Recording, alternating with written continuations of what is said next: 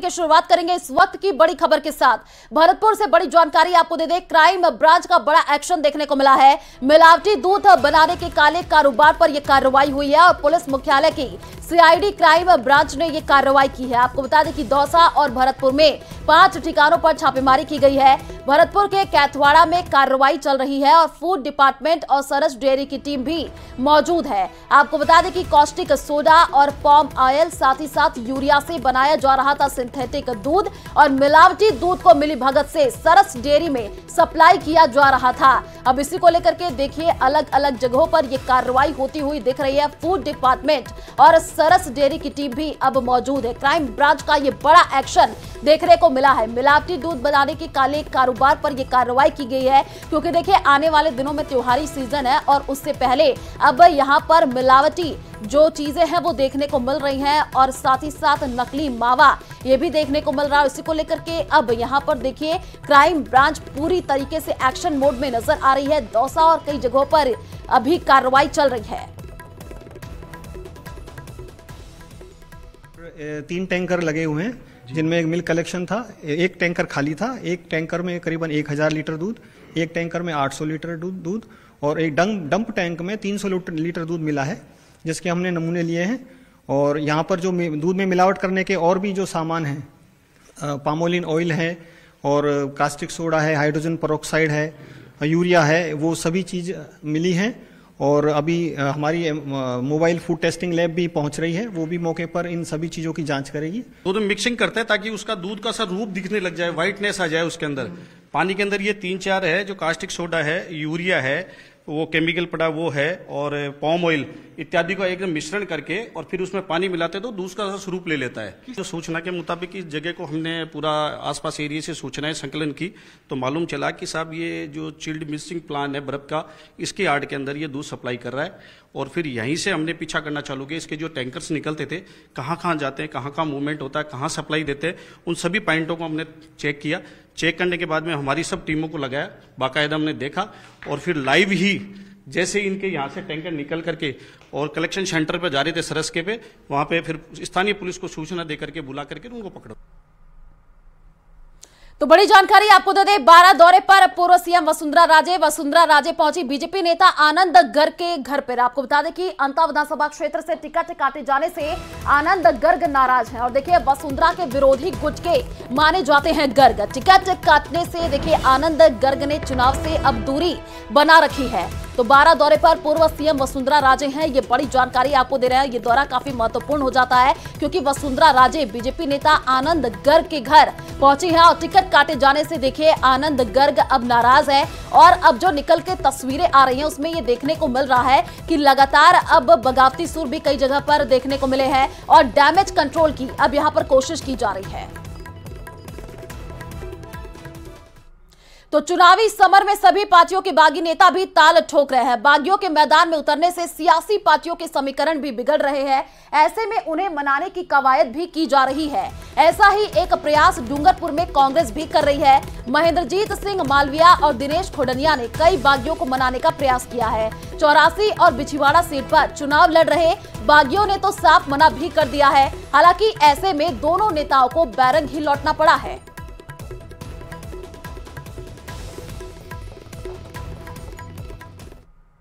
तो बड़ी जानकारी आपको दे दें, चुनाव से पहले बीजेपी में वापसी करने वालों की संख्या बढ़ती जा रही है। आज जयपुर के पूर्व मेयर विष्णु लाटा ने फिर से बीजेपी ज्वाइन कर ली है। सांगानेर क्षेत्र में विष्णु लाटा की मजबूत पकड़ है। इसके साथ ही सुनीता भाटी और राजेश माधिया के साथ ही कई और नेताओं ने बीजेपी ज्वाइन कर ली है। इस दौरान बीजेपी के प्रदेशाध्यक्ष सीपी जोशी, नारायण पंचारिया और गजेंद्र सिंह शेखावत भी मौजूद थे।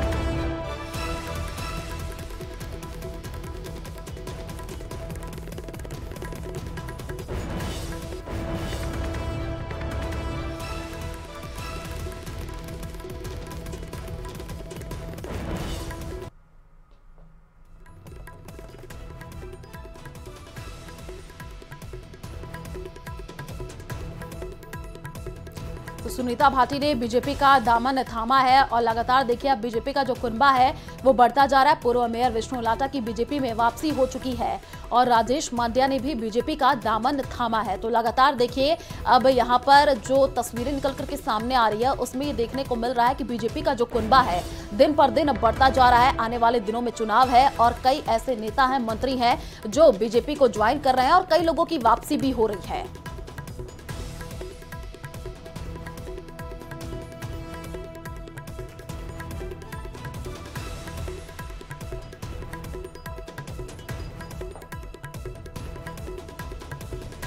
तो राजेश मांड्या ने भी देखिए बीजेपी का दामन थाम लिया है। तस्वीरें भी हम आपको टीवी स्क्रीन पर दिखा रहे हैं। कई अन्य नेताओं ने भी बीजेपी ज्वाइन कर ली है। अलग अलग जगहों से जो तस्वीरें निकल करके सामने आ रही हैं उसमें ये देखने को मिल रहा है कि अब कई ऐसे नेता हैं जो देखिए बीजेपी को ज्वाइन कर रहे हैं। जयपुर से बड़ी जानकारी आपको दे दें, अमित शाह के दौरे में अनियमितता का मामला सामने आया है। परबसर इलाके में बिजली का तार रथ से टच करने का यह पूरा मामला है और घटना को अब अनियमितता माना गया है। गृह विभाग ने घटना को वीआईपी सुरक्षा में गंभीर चूक बताया है। गृह विभाग ने संभागीय आयुक्त अजमेर को पत्र लिखा है। आपको बता दें कि 3 बिंदुओं पर डिडवाना कुचामन सड़क मार्ग की अब यहां पर रिपोर्ट मांगी गई है। 2 दिनों में जांच रिपोर्ट गृह विभाग को भिजवाने के आदेश दे दिए गए हैं। तो अमित शाह के दौरे में अनियमितता का देखिए पूरा मामला है, इसको लेकर के अब पत्र भी लिख दिया गया है। 3 बिंदुओं पर डिडवाना कुचामन सड़क मार्ग से अब रिपोर्ट यहां पर मांगी गई है। 2 दिन में जांच रिपोर्ट गृह विभाग को भिजवाने के आदेश भी दिए गए हैं। तो वीआईपी सुरक्षा में गंभीर चूक हुई है और इसी को लेकर के देखिए इस पूरे मामले की जांच पड़ताल अब तेज कर दी गई है। बीजेपी का प्रचार कर रहे टैक्सी चालक के साथ हथियार के नोक पर अपहरण कर मारपीट की गई है। बदमाशों ने चालक को मारपीट के बाद पदमपुरा गांव की सड़क पर फेंक दिया। परिजनों ने घायल युवक को अस्पताल में भर्ती कराया है। आपको बता दें कि वारदात की सूचना मिलने पर थाना पुलिस मौके पर पहुंची है और पीड़ित के बयान के आधार पर अब मामले पर कार्रवाई शुरू कर दी गई है।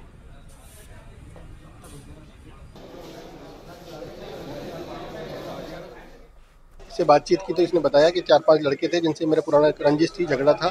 वो मेरा अपहरण उठा के ले गए, मेरे साथ मारपीट की, वहाँ जनाना के पास में पटक कर भाग गए।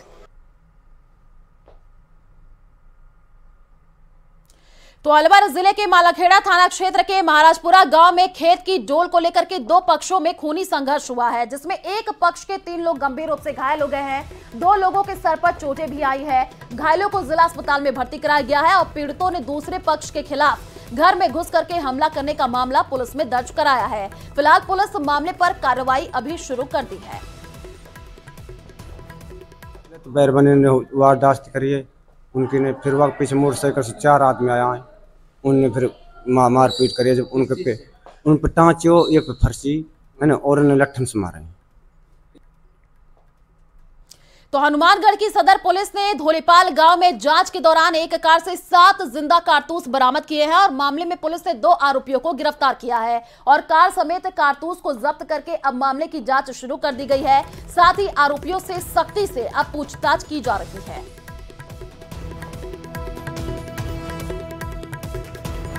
मौजूद धौलीपाल से टीम द्वारा मेरे द्वारा मुलजिम लखबीर सिंह व जगदेव सिंह निवासी सिलवाड़ा खुर्द पुलिस थाना टिब्बी को 7 जिंदा कारतूस .30 बोर व कार सहित पकड़ा, जिस पर प्रकरण दर्ज कर लालचंद एएसआई द्वारा अनुसंधान जारी है। तो बीकानेर के खाजूवाला में आबकारी विभाग ने बड़ी कार्रवाई की है। आबकारी विभाग और पुलिस की टीम ने संयुक्त रूप से तावड़िया कॉलोनी में कार्रवाई करते हुए करीब 100 लीटर कच्ची शराब को नष्ट कर दिया है। साथ ही 5 लीटर हथकढ़ शराब भी पकड़ी है और मौके से एक आरोपी को गिरफ्तार कर लिया गया है। आरोपी पर आबकारी एक्ट के तहत केस दर्ज किया गया है।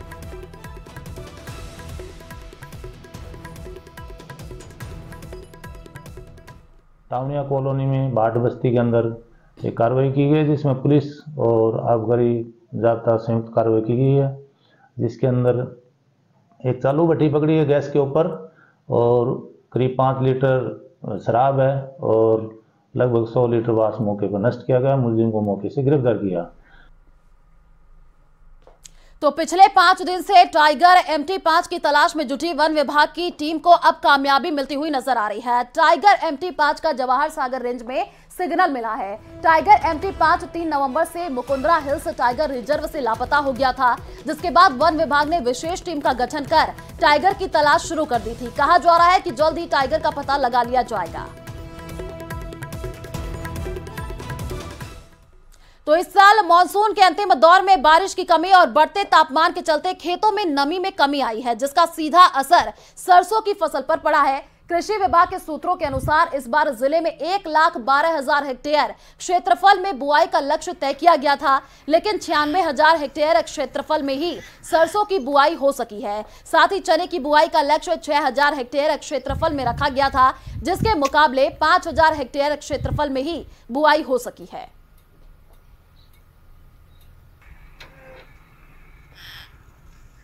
की बुआई का लक्ष्य 1,12,000 हेक्टेयर रखा गया था, लेकिन अब की बार खरीफ के सीजन के अंत में जो बारिश होती है वो भी नहीं हुई, नमी की कमी रही और शुरुआती दौर में तापक्रम भी अधिक रहा। इससे सरसों की बुआई देरी से हुई। तो उदयपुर संभाग के सबसे बड़े खेलगांव में आने वाले समय में राष्ट्रीय और अंतर्राष्ट्रीय खेल प्रतियोगिता शुरू होगी और इसके लिए खेलगांव में अब तक कई खेलों के इंडोर और आउटडोर स्टेडियम तैयार हो चुके हैं। तो वहीं क्रिकेट और मल्टीपर्पज इंडोर स्टेडियम का काम चल रहा है। हालांकि अब तक खेलगांव में कई प्रतियोगिता आयोजित हो चुकी है, तो वहीं आने वाले समय में यहाँ अंतर्राष्ट्रीय टूर्नामेंट होंगे। खेलगांव में चल रहे कामों का जायजा लेने पहुंचे हमारे सहयोगी कमलेश दखनी। संभाग के सबसे बड़े खेल गांव में 127 बीघा जमीन पर यह पूरा खेलगांव बना हुआ है और हम इस समय मौजूद है चित्रकूट नगर में। आप देख सकते हैं मेरे पीछे की तरफ ये जो बन रहा है ग्राउंड करीब करीब पूरा हो चुका है। ये क्रिकेट के लिए पूरा पिच तैयार किया गया है। यहाँ पर जो है कि आने वाले समय में जो कि इंटरनेशनल यहाँ पर क्रिकेट के आयोजन होंगे और उस तरफ आप देख सकते हैं कि एक इंडोर स्टेडियम है जो मल्टीपर्पज़ के लिए यूज़ किया गया, जिसमें अभी करीब करीब काफ़ी करोड़ों रुपये का खर्च हो चुका है और कुछ काम 30 करोड़ रुपये का खर्च हो चुका है। करीब 5 करोड़ रुपये का और केंद्र से जो है कि बजट आने वाला है। और इसके अलावा यहाँ पर सारे गेम्स के लिए कई सारे स्टेडियम बने हुए हैं, कई सारे इंडोर स्टेडियम बने हुए हैं जहाँ पे बहुत सारे चल रहे हैं अभी रनिंग में और कई जो खिलाड़ी है जुड़े। इस समय हमारे साथ मौजूद है यहाँ पर खेल अधिकारी अजीत जी जैन। उनसे बात करेंगे कि खेलगांव में क्या स्थिति है, क्या वर्क चल रहा है और कितना बाकी है। जी अजीत जी, खेलगांव बन चुका है, संभाग का सबसे बड़ा खेलगांव है ये और 127 बीघा में ये फैला हुआ है।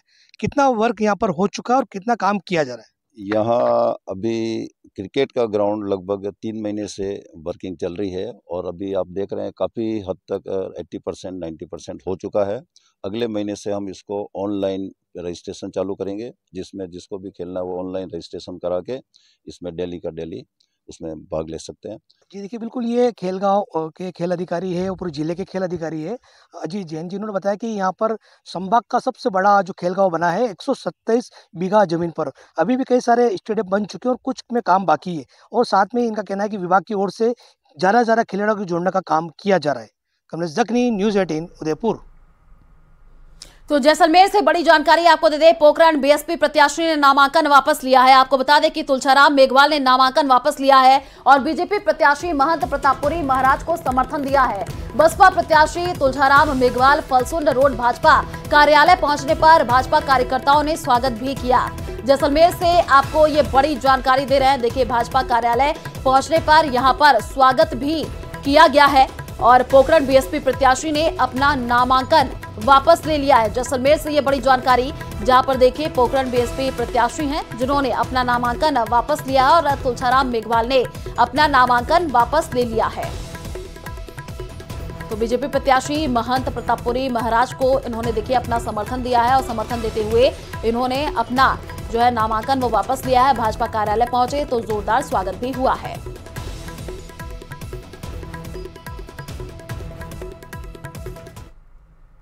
तो जयपुर से बड़ी जानकारी आपको दे दें, वायु प्रदूषण को लेकर के एडवाइजरी जारी कर दी गई है। चिकित्सा विभाग की ओर से एडवाइजरी और सीएमएचओ, डिप्टी सीएमएचओ और नोडल ऑफिसर को ये एडवाइजरी जारी की गई है। अलर्ट निदेशक डॉक्टर रवि प्रकाश माथुर ने देखिए ये अलर्ट जारी कर दिया है। केंद्र की तरफ से जारी राष्ट्रीय कार्य योजना का पत्र में जिक्र किया गया है और कार्य योजना की पालना सुनिश्चित करने के सभी को निर्देश दे दिए गए हैं। तो जयपुर से आपको ये बड़ी जानकारी वायु प्रदूषण को लेकर के अब यहाँ पर एडवाइजरी भी जारी कर दी गई है, क्योंकि देखिए लगातार जो तस्वीरें निकल करके सामने आ रही हैं उससे अब ये देखने को मिल रहा है कि जो प्रदूषण है वो दिन पर दिन और भी ज्यादा बढ़ रहा है। कार्य योजना की पालना सुनिश्चित करने के अब सभी को यहाँ पर निर्देश दे दिए गए हैं और एडवाइजरी जारी कर दी गई है, क्योंकि लगातार अब प्रदूषण भी देखिए शहर में बढ़ता हुआ दिख रहा है। चिकित्सा विभाग की ओर से भी अब एडवाइजरी यहाँ पर जारी कर दी गई है। सीएमएचओ, डिप्टी सीएमएचओ और नोडल ऑफिसर को यहाँ पर एडवाइजरी जारी कर दी गई है।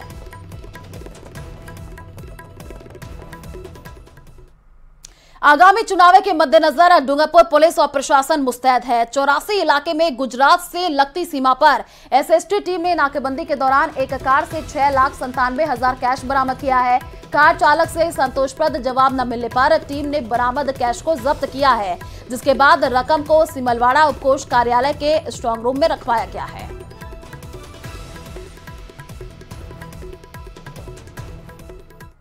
दीपावली से पहले बाजारों में रौनक देखने को मिल रही है। 5 दिन तक चलने वाले दीपोत्सव की शुरुआत धनतेरस से होती है। धनतेरस पर सुख समृद्धि के लिए भगवान धन्वंतरी की पूजा अर्चना की जाती है। ज्योतिषचार्यों के मुताबिक धनतेरस पर 300 साल बाद अनोखा संयोग बन रहा है। ज्योतिषचार्यों का कहना है कि इस धनतेरस पर 5 चीजें घर में लाना शुभ रहेंगी, जैसे कि लक्ष्मी जी की प्रतिमा, कुबेर यंत्र, कलश, चरण पादुका और सोने चांदी के सिक्के। बृहस्पति के हुरा में धनतेरस के दिन शाम 5 बजे से 6:30 बजे तक सोना चांदी खरीदने पर शुभ रहेगा। ये जो धनतेरस आ रही है, ये करीबन 300 साल में पहली बार ऐसा है। इतना अच्छा संयोग बैठा हुआ है कि इस दिन अगर बृहस्पति के होरा में कोई भी धनतेरस के, यानी बृहस्पति का होरा है 5 बजे से लेकर के 6:30 बजे तक, इस चीज में अगर कोई भी सोना चांदी खरीदता है तो उसको घर में बरकत होती है और दिन दूनी रात चौगनी इसके व्यापार में सभी में अच्छा संयोग बैठता है। जो भी खरीदते हैं वो अच्छा, सबसे अच्छा रहता है। और इसमें चांदी खरीदना अति आवश्यक रहती है, जो चांदी शुभकारी मानी गई है। तो दीपावली के मौके पर दियों की भारी डिमांड होती है, लेकिन जयपुर में इस डिमांड को गोबर के दियों के जरिए पूरा किया जा रहा है। मिट्टी के साथ साथ गोबर के दिए और मूर्तियां बनाने के काम में कई स्वयंसेवी सहायता समूह और गौशाला संचालक लगे हुए हैं। इन खूबसूरत दियों की मांग न सिर्फ राजस्थान में हो रही है, बल्कि दूसरे राज्यों में भी इनके खरीदार ऑर्डर पर मंगवा रहे हैं। पर्यावरण फ्रेंडली दीपावली मनाने के लिए काफी दिन पहले से ही गोबर के दिए बनाने का जो काम है वो शुरू कर दिया जाता है, ताकि दीपावली पर जरूरत के हिसाब से डिमांड पूरी की जा सके। वहीं इन्हें खरीदने वाले ग्राहक भी इस गिफ्ट देने के लिए अच्छा विकल्प मान रहे हैं। जैसा कि हम लोग गाय के गोबर से कागज बनाते हैं, तो अब की बार हमने दीपावली के लिए हमने एक अलग ही तैयारी की है। हमने ये दिवाली पूजन का एक किट तैयार किया है और इसमें हमने लगभग 25 तरह की चीजें हमने इसमें काम में ली है। और आप देखिए कि ये जैसे लक्ष्मी गणेश की मूर्ति है, ये भी हमने गोबर से बनाई है। ये दिए जो भी है ये हमने गोबर से बनाए। और एक अब की बार हमने एक बिल्कुल अलग काम किया है। हमने मध्य प्रदेश की जो नीमच की जेल है उसके जो रहवासी यानी जो बंदी है, उन लोगों से हमने अब की बार ये जो दिए हैं, ये कंडे हैं और ये लक्ष्मी गणेश का जो मूर्ति है, ये सब हमने नीमच की जो जेल के जो रहवासी है यानी बंदी है, उन लोगों से हमने तैयार कराया। अगर हम दिवाली के लिए कुछ गिफ्ट ले रहे तो why not go environmentally friendly, और हम ऐसे चीजों को प्रमोट करें जो वाकई में हमारे काम भी आ सके और पर्यावरण को भी नुकसान ना पहुंचा सके, और गौ माता को भी उसका हक दिला के रहेंगे।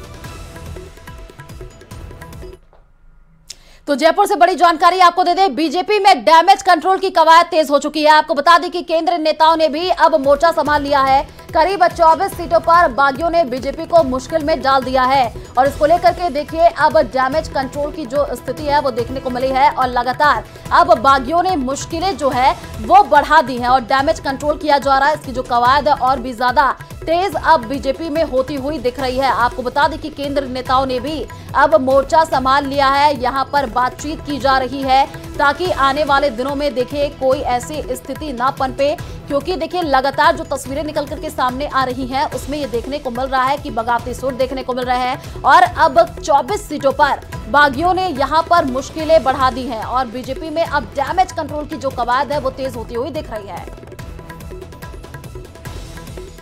तो राज्यसभा सांसद और बीजेपी प्रवक्ता सुधांशु त्रिवेदी ने प्रेस कॉन्फ्रेंस कर कांग्रेस सरकार पर जमकर के निशाना साधा है। सुधांशु ने अपने संबोधन में कांग्रेस की 7 गारंटियों पर कटाक्ष करते हुए उन गारंटियों को गिनाया है। इस दौरान सुधांशु बोले, राजस्थान सरकार ने जो गारंटियां बताई हैं उनमें से कुछ नहीं दिया। साथ ही सरकार पर खराब कानून व्यवस्था के आरोप भी लगाए। पर कभी अगर ये आ जाते तो क्या होता, पेपर लीक की गारंटी। नंबर 2, महिलाओं पर अत्याचार की गारंटी। नंबर 3, दलितों के उत्पीड़न की गारंटी, अपराधियों की दबंगई की गारंटी। लॉ एंड ऑर्डर की पोजीशन कभी राजस्थान में इतनी खराब नहीं थी जितनी अब हो रही है। दंगाइयों और कट्टरपंथियों के जुलूस निकालने की गारंटी, पीएफआई की रैली कोटा में याद है आपको। भ्रष्टाचार और घोटालों के अंबार की गारंटी और किताबों में मुगलों को महान लिखने की गारंटी। ये 7 गारंटियां हैं जो राजस्थान की सरकार ने दी है और जो कहा है उनमें से कुछ भी पूरा नहीं किया है। तो आगामी विधानसभा चुनाव को देखते हुए अजमेर शहर में सघन चेकिंग अभियान चल रहा है। अजमेर पुलिस अधीक्षक के निर्देश पर शहर के सभी थाना क्षेत्रों में पुलिस जवान और फोर्स द्वारा वाहनों को रोककर उनकी तलाशी ली जा रही है कि वाहनों में कोई चुनाव प्रचार से संबंधित सामग्री या अन्य कुछ और सामग्री तो नहीं है। शहर में कई थाना क्षेत्रों में तो पुलिस अधीक्षक स्वयं पुलिस बल के साथ चेकिंग करते हुए नजर आए और कई थाना क्षेत्रों में पुलिस के जवान वाहनों की चेकिंग कर रहे हैं। इसी चेकिंग अभियान के दौरान अजमेर के लिंक रोड पर भी आज सुबह से ही पुलिस द्वारा आने जाने वाली गाड़ियों की सघन चेकिंग की जा रही है। सर, ये चुनाव इलेक्शन को मद्देनजर देखते हुए हर गाड़ी की चेकिंग हो रही है। बस इस हिसाब से कि आगे कोई पैसा वगैरह या और भी कोई ऐसी वस्तु या ऐसी पदार्थ आगे नहीं पहुंचे, इस हिसाब से। अभी तक कार्यवाही में ऐसा कुछ हासिल नहीं हुआ है। हर गाड़ी को चेक कर रहे हैं। अभी तक 34 गाड़ी चेक हो चुकी है। जो भी गाड़ी आ रही है उसे चेक करनी है। तो त्योहारी सीजन में खाद्य पदार्थों में मिलावट रोकने के लिए चिकित्सा व स्वास्थ्य विभाग की ओर से अभियान चलाया जा रहा है और अभियान के तहत विभाग की टीम ने आसपुर में 50 किलो से अधिक एक्सपायर खाद्य सामग्री नष्ट की है। आसपुर के गांव बड़ौदा में कार्रवाई करते हुए लगभग 50 किलो खाद्य सामग्री को मौके पर ही नष्ट करवाया गया है, जिसमें 14 किलो हल्दी पाउडर, 2 किलो गरम मसाला, 14 किलो सूजी, 10 किलो चॉकलेट और 10 किलो बिस्किट थे। अभियान में अब तक के एक्ट के तहत 18 सैंपल लिए जा चुके हैं और सैंपलों को जांच के लिए बांसवाड़ा भेजा गया है। तो अजमेर के रामगंज थाना क्षेत्र में संपत्ति विवाद के चलते 2 भाइयों के बीच झगड़ा हो गया, जिसमें एक भाई की तबीयत बिगड़ने के बाद इलाज के दौरान उसकी मौत हो गई। पीड़ित पक्ष के लोगों ने इस मामले की सूचना पुलिस को दे दी है और पुलिस अब इस पूरे मामले की जांच में जुटी हुई है। संपत्ति विवाद पिछले 12 सालों से चल रहा है। पीड़ित पक्ष ने हत्या का मामला दर्ज करवा दिया है। वहीं पुलिस ने इस मामले में मृतक के रिश्तेदारों को हिरासत में ले लिया है, जिनसे अब पूछताछ की जा रही है। खारीकुई के निवासी हैं। भगवानगंज में मेरे फादर का एक प्रॉपर्टी का डिस्प्यूट है। पुरानी प्रॉपर्टी है जो भाई के साथ बंटवारे में है, तो वो उसको इलीगली खोल के बैठे थे। हम पहले भी 1-2 बार बोल चुके हैं कि बंद कर दो। एक बार हमने बंद कराई है सालों पहले, दूसरी बार अभी हम बंद करने के लिए हमने बोला कर दो, उन्होंने मना करा। हम पापा मेरे को दुकान पर बिठा के खुद भगवानगंज की जो पुलिस चौकी है वहाँ गए, वहाँ पे FIR कराई है कि इसको बंद करने को बोलो, पर वो कोई रिस्पॉन्स ही नहीं दे रहे थे। तो पापा उधर जैसे पहुँचे वहाँ पे उन्होंने हाथापाई किया, हाथापाई में धक्का दिया, सर पे लगी और सर पे लगने के बाद मैं जैसे मुझे फ़ोन आया मेरे किसी मित्र का और मेरे अंकल साथ में गए थे उनका कि भाई यहाँ पे आजा, तबीयत ख़राब है उनकी। मैं दुकान खुली छोड़ के भागा हूँ।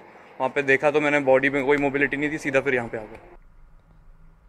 तो राजसमंद के नाथद्वारा में पटाखा यूनियन ने नगर में हो रहे अवैध पटाखों की बिक्री पर रोक लगाने की मांग की है। दीपावली पर अस्थायी लाइसेंस पटाखा विक्रेताओं को दुकानें लगाने की अनुमति देने के बाद यूनियन ने उपखंड अधिकारी को ज्ञापन सौंपा है। यूनियन अध्यक्ष ने कहा, अस्थायी दुकानों के नियमों की पालना करने से हादसे हो सकते हैं और देखिए लगातार ये खतरा बना रहता है। की तरफ से माननीय उपखंड अधिकारी महोदय को एक ज्ञापन दिया है और ज्ञापन में हम सभी ने ये निवेदन किया है कि नाथद्वारा में लगभग 25 लोगों ने अस्थायी लाइसेंस के लिए आवेदन किया है, लेकिन यहाँ परंपरा ये होती है कि आदमी जब लाइसेंस के लिए आवेदन करता है तो वो अपने आप को ये समझता है कि मुझे लाइसेंस जारी हो गया, लेकिन अभी आज तारीख तक प्रशासन ने 25 लोगों में से किसी के भी नाम पे लाइसेंस जारी नहीं किया है। तो हमने आज ये निवेदन किया है कि जो अवैध रूप से नाथद्वारा में पटाखों की दुकानें लगती है उनके खिलाफ कार्रवाई की जाए। तो चलिए फिलहाल